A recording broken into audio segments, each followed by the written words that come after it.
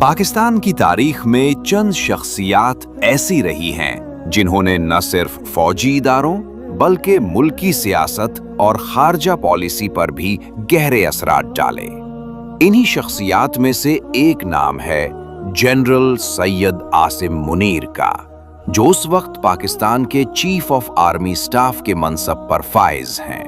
इस डॉक्यूमेंट्री में उनकी जिंदगी, अस्करी सफर, बैनुल अक़वामी किरदार और पॉलिसियों का तफसीली जायजा पेश किया जाएगा। जनरल सैयद आसिम मुनीर 1968 में पैदा हुए। उन्होंने अपने फौजी सफर का आगाज मंगला में वाक़े ऑफिसर्स ट्रेनिंग स्कूल से किया। वो एक इंतहाई ज़हीन और बासलाहियत कैडेट के तौर पर सामने आए और उन्हें सॉर्ड ऑफ ऑनर का एजाज हासिल हुआ। ये वो एजाज है जो सिर्फ बेहतरीन कारकर्दगी दिखाने वाले कैडेट्स को दिया जाता है। अपने कैरियर के दौरान जनरल आसिम मुनीर ने कई अहम ओहदों पर खिदमत अंजाम दी। वो पहले डीजी मिलिट्री इंटेलिजेंस के ओहदे पर फाइज हुए।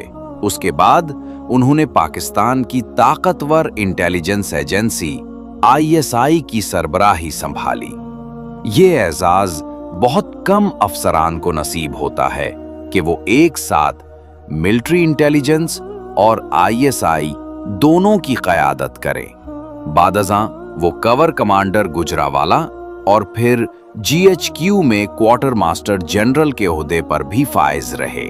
नवंबर 2022 में आसिम मुनीर को पाकिस्तान का चीफ ऑफ आर्मी स्टाफ तैनात किया गया।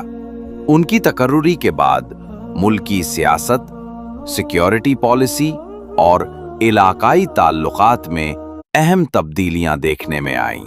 उन्होंने अंदरूनी सिक्योरिटी ऑपरेशंस, सरहदी सूरत हाल और खित्ते के मुमालिक के साथ ताल्लुकात के हवाले से कई अहम फैसले किए।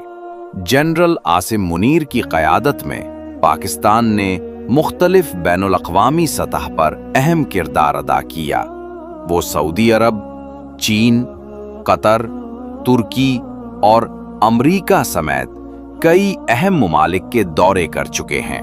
इनके दौरों का मकसद अस्करी ताल्लुकात मजबूत है बनाना और इक्तिसादी व इलाकाई ताउन को फ़रोग़ देना था। मई 2025 में उन्हें पाकिस्तान आर्मी में फील्ड मार्शल के ओहदे पर तरक्की दी गई, जो कि एक तारीखी लम्हा था। ये एजाज़ पाकिस्तान की तारीख में